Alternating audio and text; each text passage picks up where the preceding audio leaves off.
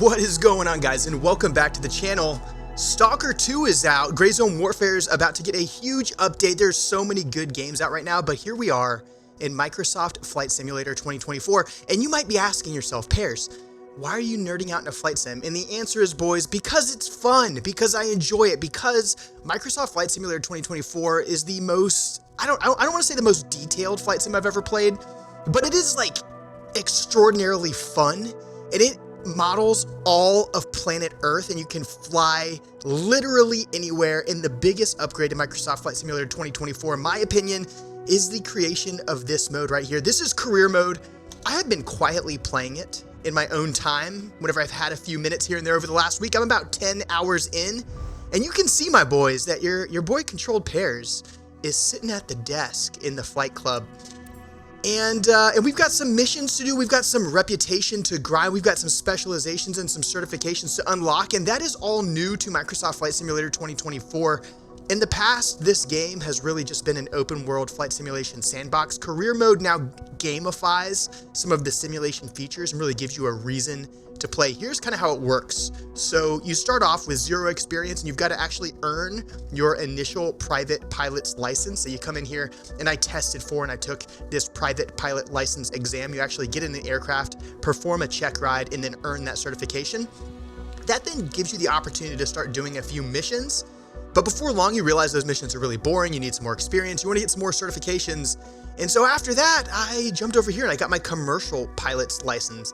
And each of these different certifications also has associated tutorial content that guides you through some of the basics of the game's functionality and how to, fly reasonably well.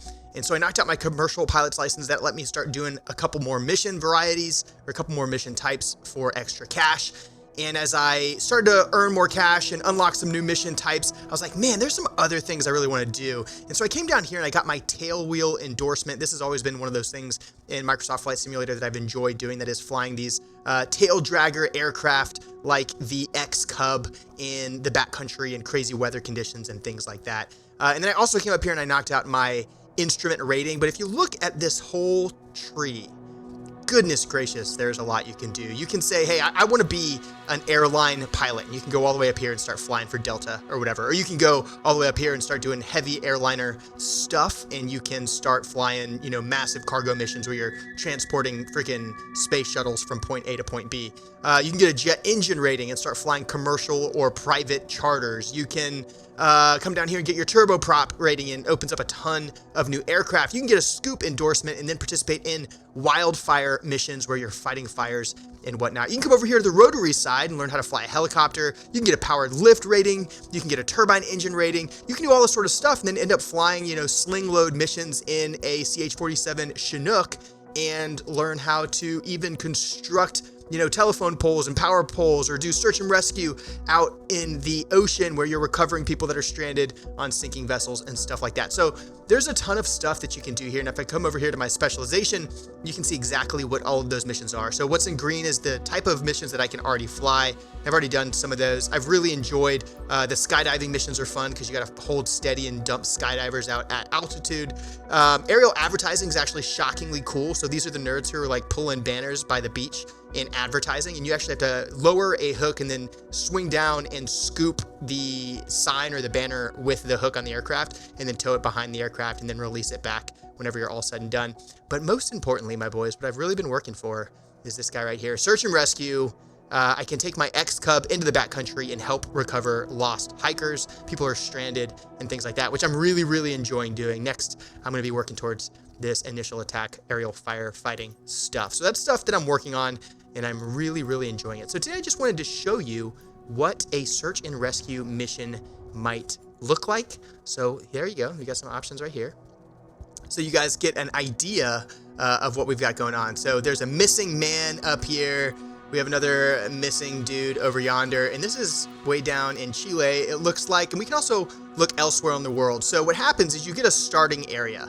And so I decided to start in Central Florida. And then each time you do a mission, it expands the zones where you can operate. So you can see I've done missions basically all over the state of Florida. I'm starting to like expand my area of influence such that I can access missions further into the continental United States. And then periodically, as you unlock new specializations, you'll get the opportunity to go international and perform those new specializations. So I got like a cargo opportunity over here, which gave me access to the European areas and, up here in northern Italy, and you guys get the idea. So these opportunities pop up for you to then expand the areas where you can perform various missions. And so ultimately you can really kind of fly anywhere in the world as long as you are performing missions in that region. But today it looks like we have more stranded hikers down in Chile.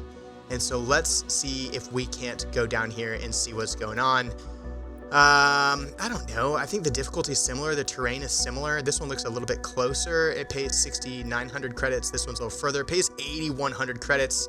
Difficulty readings are the same. This one says it's going to take 2 hours. This one says it's going to take 2 hours and 30 minutes. Goodness gracious. I don't know if I got time like that. Let's do it. Let's send it. And I'll skip the transit time if we have to. So we select the mission. And then once you get into this page, you can start to see all of the requirements of the mission. So we're gonna be flying 66 nautical miles plus the search area, of course. I'm gonna turn on clouds. So we've got clouds on, 117 pounds of gas. I can even visualize the flight right here. So we're departing out of this airfield, straight line flight to a search area over yonder. We're using visual flight rules throughout. Departures at 1:52 p.m. We expect to return about 4 o'clock. We'll make that sooner probably. 59 degrees and clear, or at least it looks pretty clear. We can open up the EFB. This is a glass cockpit that gives us the opportunity to do a little bit more flight planning. I'm not going to mess with it, but this tool is actually really neat. So any planning that I do in here, so if I come in here and I change routes and things like that, I can actually file my plan with ATC, send it to my aircraft, and it will update en route. There's a ton of other features in here, but the bottom line is it's a moving map that allows me to navigate. It'll be visible in the cockpit, and it gives you a tremendous amount of customization. Today we're just going to take off, climb, fly straight line over here to the search area, do a grid search of that area, try to recover this missing hiker, and then come on home. So that is your explanation of this disaster and how it all works. Let's check it out. And so stuff I'm using while we're on the loading screen here, I am using head tracking in order to track the camera, so I don't have to like use keybinds to look around the cockpit. You'll see it move around naturally. I am not in virtual reality. I am using head tracking rather than VR, which is fine. I'm also sitting in my sim pit. I think I've covered that in previous videos. I'll link that down in the description if you want a list of all the different gizmos and gadgets I use to fly my flight sim nerd games. And I'm also on my Meta PCs. It's a 4090 with an i9, so this is a beefy machine. That's why we're able to play on these insane settings. I mean, look at just how gorgeous this environment is. Another thing that Microsoft Flight Simulator 2024 added over previous iterations of this series is before your flight now, you can actually walk around and do a pre-flight. So I could come over here and I could like inspect each individual item on the aircraft. So I can come over here and I can click on this tire. I don't know. It's supposed to let me like check it.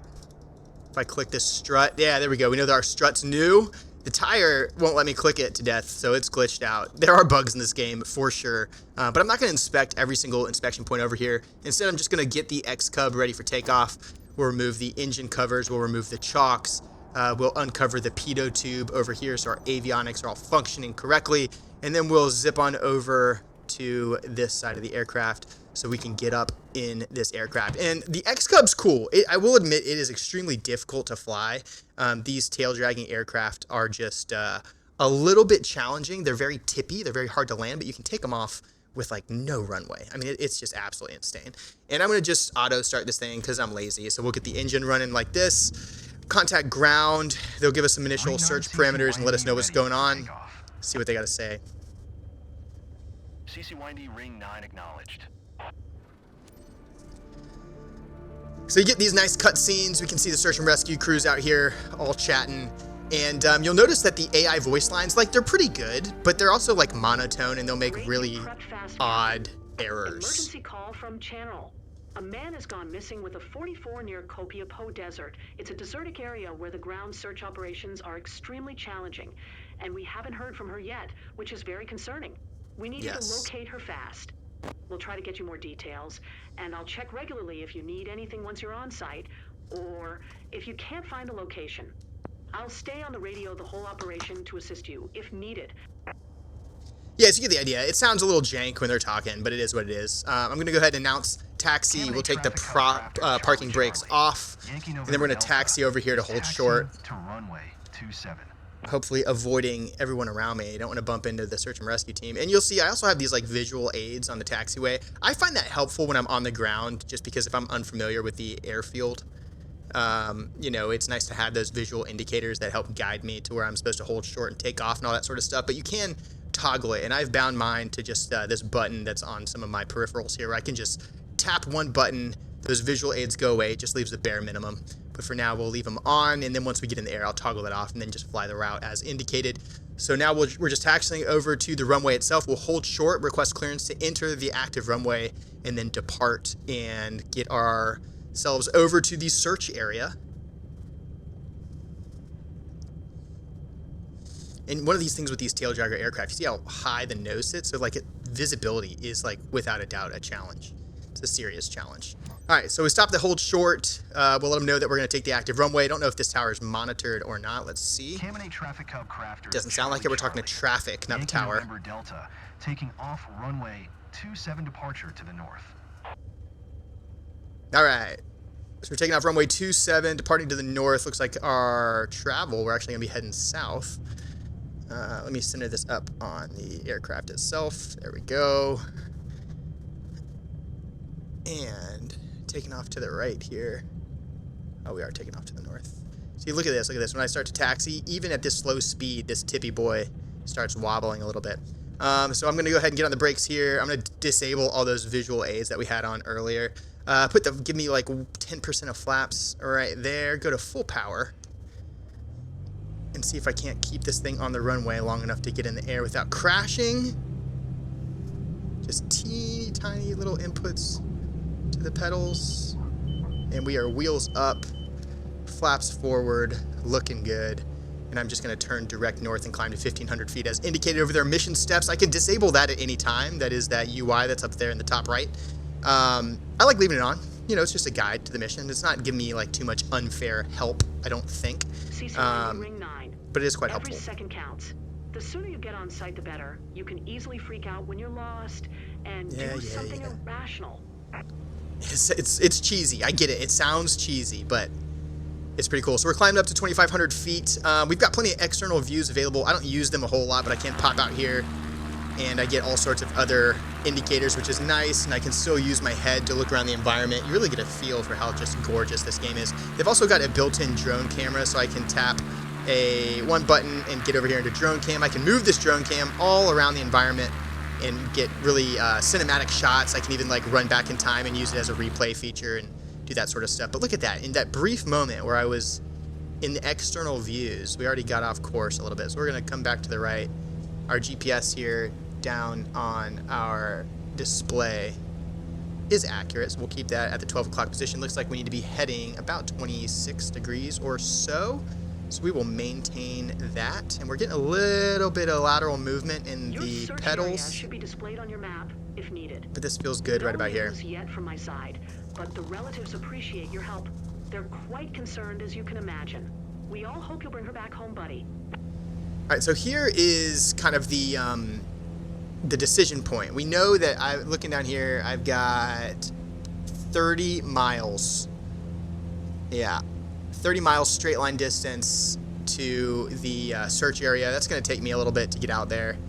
I won't subject you guys to that, but I am going to attempt to fly it out there. I might throw some like B-roll so that you guys get a sense of the transit. I'm going to hold at about 3,000 feet. That's 500 above my assigned altitude, but there's terrain out here and I don't want to mess with it. I could skip, right? I could skip directly to the search area, cut my flight time like down to nothing, which is great for like if you just want a casual, you know, in and out kind of run. But I am going to fly it because if you fly the whole thing and you don't skip, you get a bonus on the end, which gets you more experience, and all of that is good. And I like that. So for now, I'm going to hold here at about 3,000 feet, drop a little bit of altitude, set my trim, and then cruise on up to the search area. I'll check back in with you guys when we get there. See, I'm not loving how windy it is up here. I am getting some turbulence, so we're getting some like left-right wind, I think. And the challenge there No big deal now, it's just irritating while I fly, but when I land, I'm not going to be landing on a runway, right? Like, we're going to have to find a spot near this stranded hiker to set this thing down and recover them. So we're talking like full flaps, fighting the stall, really, really short runway, and any sort of like wind over that dirt runway that I end up selecting is going to become problematic. But so be it. We'll be all right. And some of this terrain is, despite my being, you know, right now I climbed up to 3,700 feet, we're still like co-altitude with some of these peaks. And there's not a ton of power in this thing. I mean, it's a great little aircraft, but I can't climb to avoid terrain. Fortunately, we got great visibility, so I'm not super worried about controlled flight in the terrain or anything like that. I can avoid most of this stuff, but it is a little sketchy. I'm not gonna lie, it's a little bit sketchy. Right now, checking in again, we're 26 miles out from the search area. Once we get there, I've only flown one other search and rescue mission. I think that one took me about 15 minutes once I was on site to actually find the individual on the ground, so I don't know how long this one's gonna take. We'll see.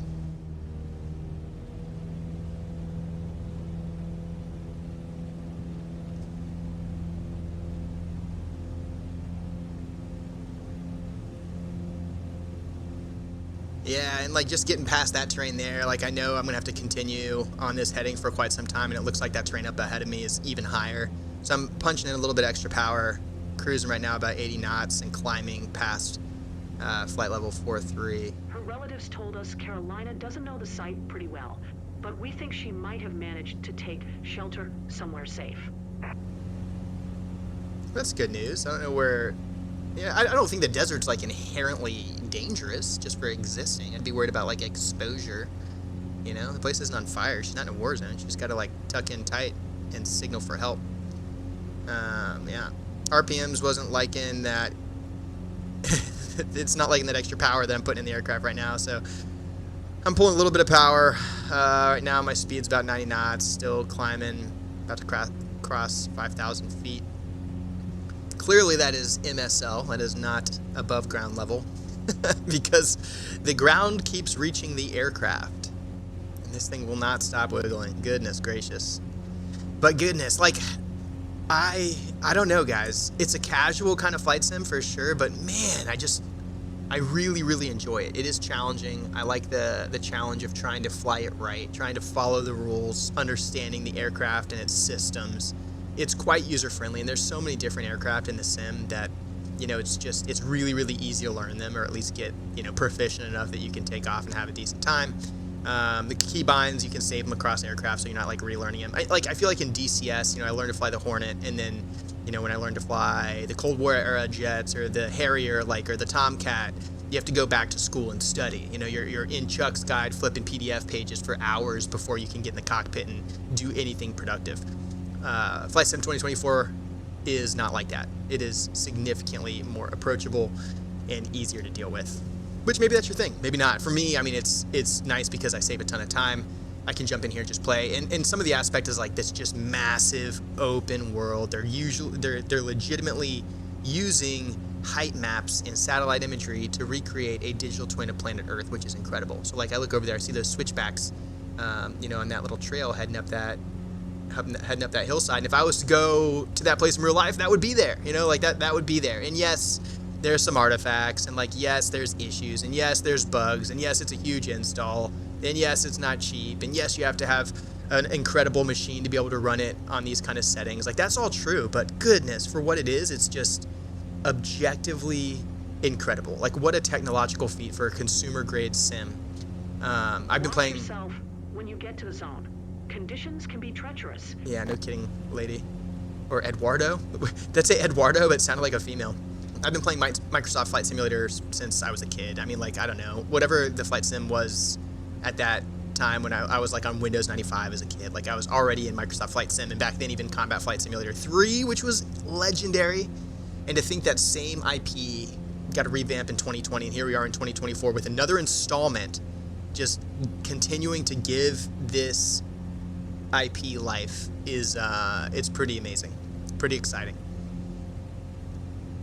So I don't know, I haven't dove into like all the YouTube reviews from the streamer bros who do a lot of flight sim content. I don't really know how well or poorly received this thing is. I would say like it's marginally more pretty and marginally better in Flight Sim 2020, the big change for me is certainly career mode, because as like a solo dude, my friends don't play these kinds of games. I don't get the satisfaction of just like flying around the open world and making my own fun. I want to be guided through those experiences and have a reason to play and grind and level up and gain new skills, abilities, and experiences. I want the game to guide me through that as a player, and the fact that it now does that is just really powerful, and I get a ton of satisfaction from it. Like I said, when I was nerding out in the beginning, going through like getting my CPL and my PPL and my tail wheel endorsement and instrument flight rating, it's just cool. It's just cool, and I really do enjoy it. So now we're happily above terrain, flying 6,000 feet, still holding 90 knots. RPM's not happy, engine's not happy. I am taking some of the power out. I'm going to level off and trim the aircraft to fly 90 knots at this altitude. We are 6,000 feet plus or minus 50. So trim the nose up just a little bit. I've got a hat switch on my stick that allows me to do that. Still getting some red blinky stuff on the RPMs over there on the engine indicator. Don't love that. And it's still quite windy up here.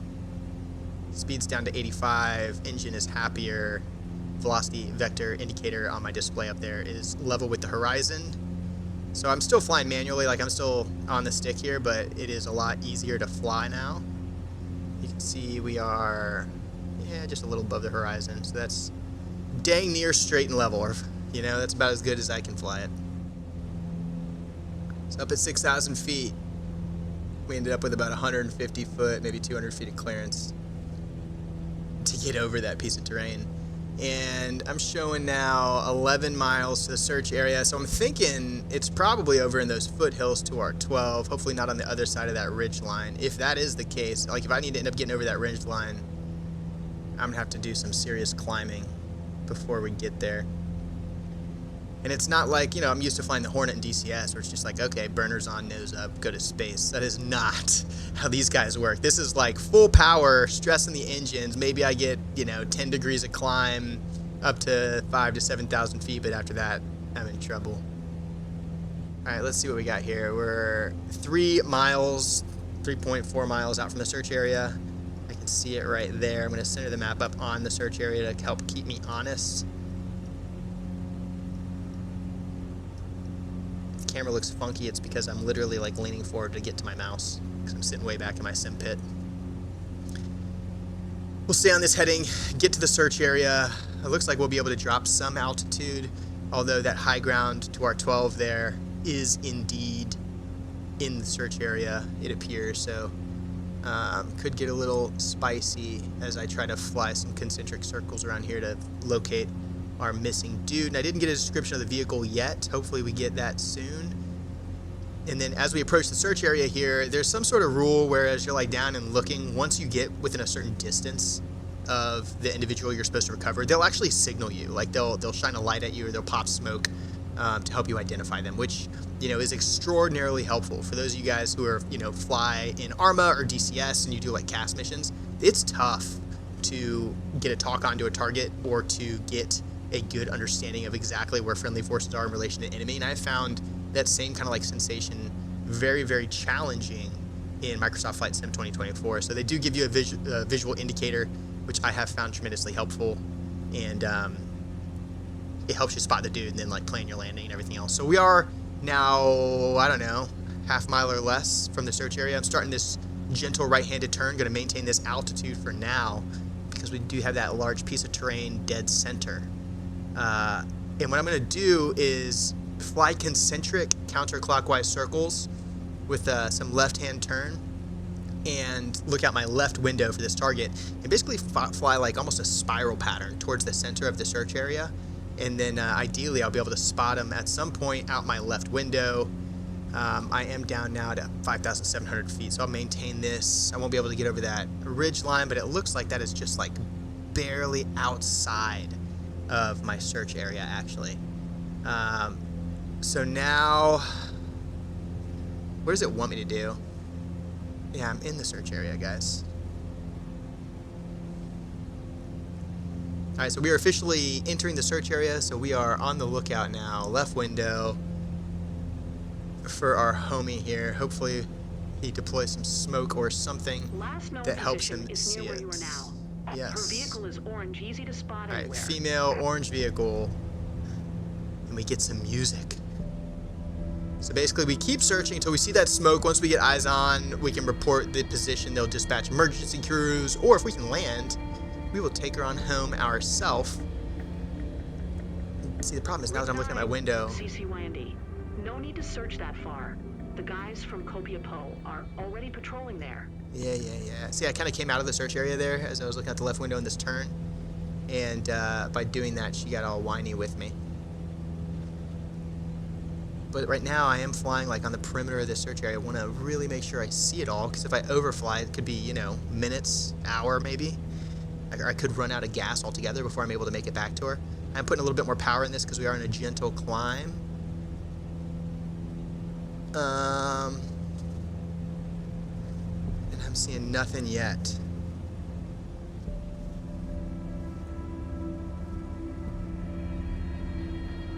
Nothing at all. Okay, we're clear terrain, but man, I'm glad I have this altitude. Nothing on the right. Nothing on the left. Still no smoke. No vehicles. And now that I'm thinking back to like nearest human civilization, I get it. This is a sketchy spot. There's some roads out here, but it's kind of rough terrain. You know, I get why they're using aircraft. Alright, flight level's still 5,600 feet, flying 90 knots and change. Yeah, 85 to 88 knots. So now we have done our initial lap. We're about halfway through our first lap around the search area. Still no smoke. I wish there was a binoculars button. I wish I could like... I wonder if that could be a thing, to be honest with you. But you should be able to bust out binos up here, 100%. Because me looking for a speck on the ground ain't happening, son. It ain't happening.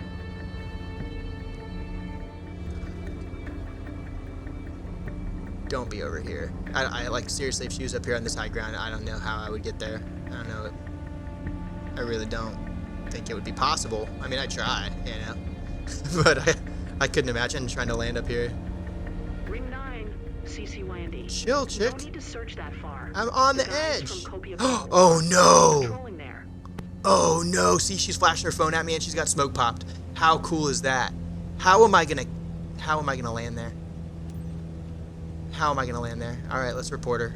Lady. Ring 9, I found a car. She managed to take shelter at a safe spot. Yeah, I see you. 26 South 70 West. Ring 9, CCYND. Nice. Now, do a low pass and get a visual. Yeah. So they want me to do a low pass. It's not safe to do that low pass from the other side, because if I go slow enough to meet the mission criteria, I'm gonna crash into that mountain. So instead, what we're gonna do is go flaps up, climb and turn around this high ground here, and then I'm gonna come over the top.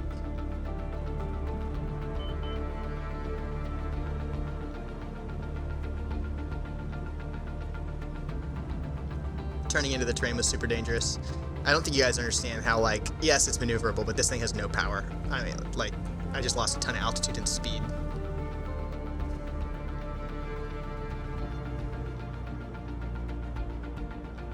Alright, low pass, low pass, low pass. Come here, lady. How you looking?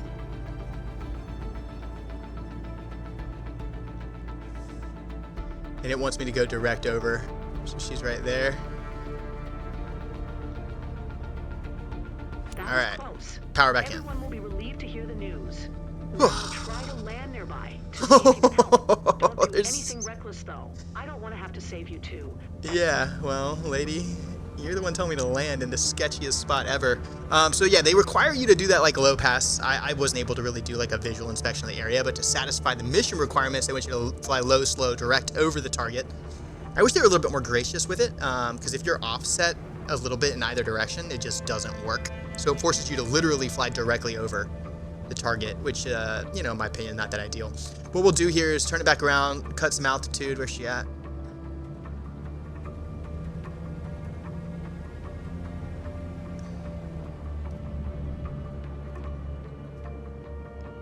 Wasn't she in here? Where you at, lady? I'm putting full power back in because I don't see her. Oh, I do see her. All right, so that's going to be our approach. I'm putting full power to get over this hill. She's right there. So I'm going to come straight up the valley, basically that route we just took. But right now, for example, I'm at full power and I'm losing speed coming over this terrain. So like that's how sketchy this is. Because if I cut power to land there and I need to go around, it's not going to happen. Like if I put power back in and try to climb out of that valley, we're just going to crash into the terrain. So we really do only have one shot at this. And unfortunately, now that she's been spotted, I'm just going to have to remember that approach because she's not going to leave her smoke on. So I can see her right there out the window. We'll go, you know, the equivalent of our downwind leg here. The good news is down in the valley, and even right now at this altitude, I'm not getting the same wind effect that I was getting last time, at least at landing speed, so I don't have a ton of concern there. Let's go ahead and try to give this thing a go. So I've cut power. We're going to turn into this thing. Want to land really slow with flaps in, basically on the edge of a stall.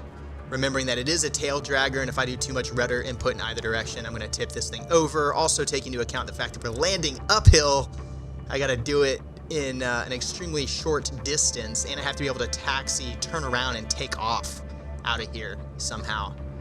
So this is quite technical. It is not easy, to be honest with you. Maybe it is for some guys. It is not easy for me. So I am idle, flaps down, a little bit of power. Flying uphill here, looking for her. She's going to be right at that intersection at the end. Yep, I see her. I'm going to put it down on that dirt road if I can. Right now we're at 50 knots. There's that freaking stall indicator. 40 knots. Losing a little bit of control. All right, we're cutting the altitude here. Leaving the power in for now. Going to idle. Be careful how I apply the brakes. Really careful because I can flip this thing over easy. Flaps are back to full. Holy smokes, boys. Now this thing wants to roll backwards, so we're putting a little bit of power in here. Going to taxi over the target. I can actually get up in my chair so I can see a little bit better. Power's off. Holy smokes. How about that, huh? It's not a gunfight, but it's exciting in its own way. It's pretty cool. What's interesting here is putting power in on this hill. I'm like fighting, rolling backwards. Get in here, lady.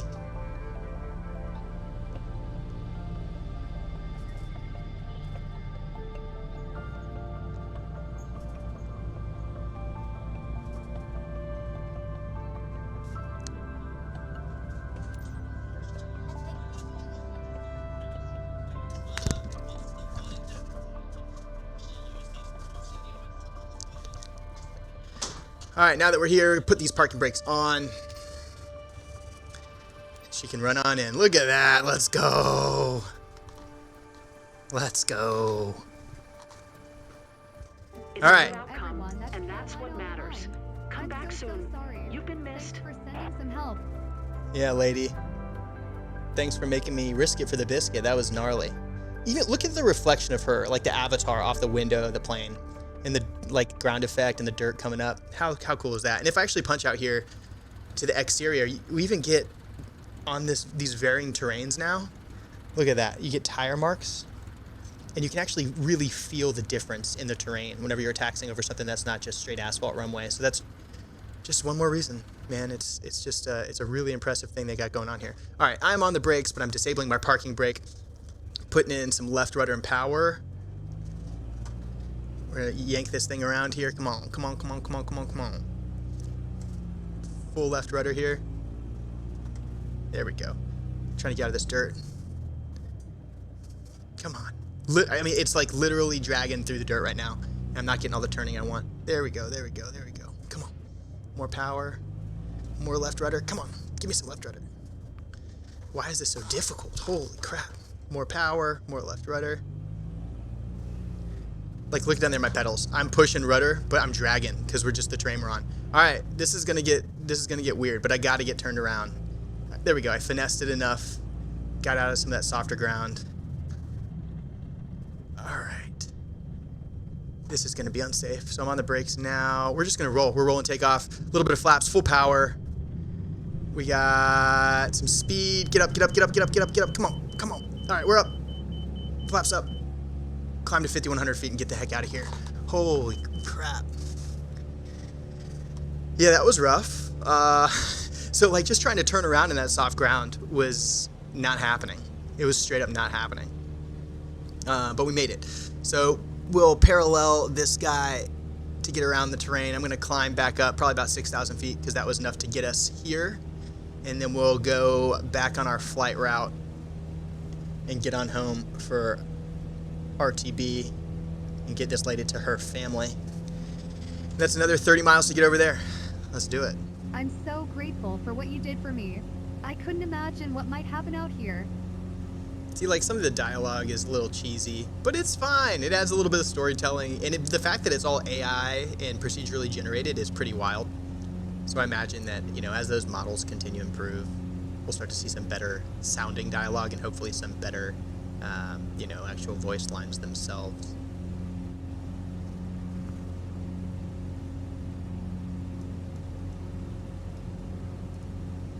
So you saw there, I had to switch my fuel over from my left tank to my right tank. One of the weird things about this aircraft in particular is you got tanks on either side of the wings. I looked over here, Captain, and I was not... do you have anything to eat or drink? Look like your provisions are bare too. Birds no of a kidding, feather, lady. huh? I was not keeping track of my fuel burn rate on this left tank, and so I got down to like, I don't know, 5 gallons. And over here I'm still pretty full, so that's affecting the balance of the aircraft, and I was feeling that a little bit in the way that I was trimmed. So now that I'm burning the right side, that should start to even out a little bit and make landing up here a little bit simpler. And if I had not caught that, I don't know if it would flip over automatically. But it's alright, we did it manually. Otherwise, we would have been shocked when the aircraft simply started to fall out of the sky and the engine stopped, and we didn't know why. Caminate Traffic Cub Crafters, Charlie Charlie. Yankee November, Delta 6 miles northeast 5,600 feet inbound to land runway 27. Silky smooth pilot voice. Engine still idle.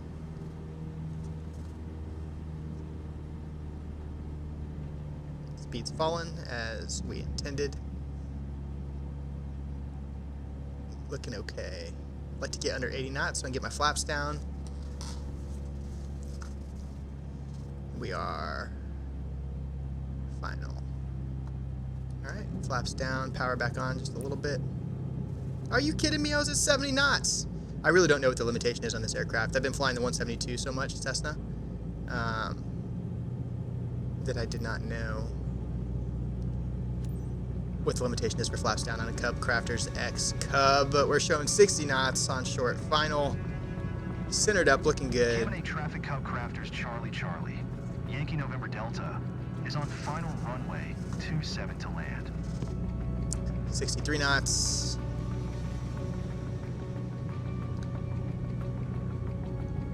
Engine's coming back.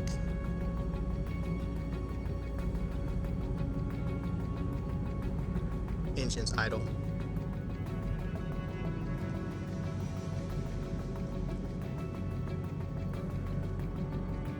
Come on, tail dragger. Goal is to get all 3 wheels on the ground same time, adding a little power because we're coming in hot. Nice. Leveled off a little bit.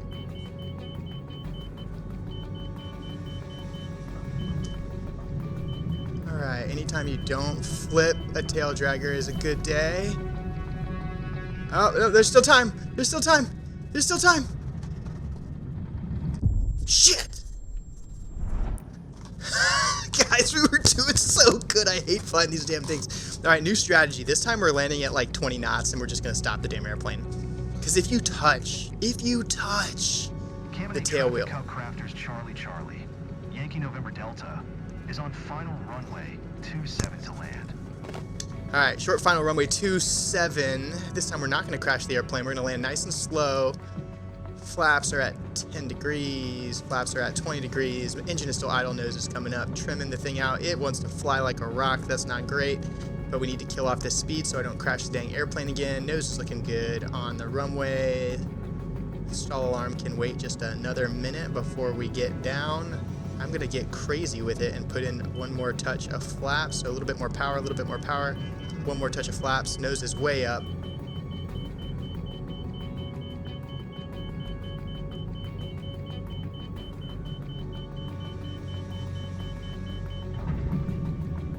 And that is how you land tail dragger. 25 knots, I think it was the touchdown speed, 27 knots. So anyway, yeah, that's totally the first time I tried that. Easy, flawless mission. You're welcome for my service. You can put that down. I'll sign autographs after the mission. Thank you very much. We're going to taxi over here to the hold short. And once we get there, we'll be able to taxi to parking and then shut this thing down and call it a day in the mission, boys. How freaking cool is that? Except for I crashed, which is going to really, like, hurt me as far as the aircraft or the mission reward is concerned. Right yonder. Taxi to parking. Cam 8 Traffic Hub Crafters, Charlie. Yankee November Delta is taxiing to parking. Just out here saving lives, boys. Definitely not rescuing someone from their isolated position and then crashing and killing them on final. That definitely was not something that happened. Oh my goodness. That was fun though. Crazy that I was able to land in the bush, but then coming back on the runway, it got me. Welcome back, C-Swaggy. Yes, we home. Great. It's Brakes heartwarming on. to see that woman and her family reunited. Engine off. Shutdown complete. Mission success, boys. Lady, you are so welcome. Microsoft Flight Simulator 2024, everybody. I'm obsessed with it right now. It's a lot of fun. I'm having a blast. Maybe you will too. Let me know if you guys are going to give it a shot down in the comments below. And let me know how I can improve my flying skills, because I know there's some nerds watching this video that were cringing throughout it and eager to provide feedback, so I will be looking for that. Remember, if you are interested in buying a NASA rig of a gaming PC or something more affordable this holiday season, my boys over at Meta PCs are doing a huge number of sales. Check out their Black Friday and Cyber Monday sales, their holiday sales. It's insane. I trust those guys to build the best computers for gamers in the world, hands down, period. They've taken great care of me, and I'm very satisfied with every dollar that I have spent at the Meta PCs store. If you guys do choose to purchase over there, use the code PAIRS whenever you check out. It'll save you a little bit of money. It supports the channel, and I'm super grateful for those of you who choose to do that. I am Control Pairs. This has been Microsoft Flight Simulator 2024. I'll see you guys in the next one.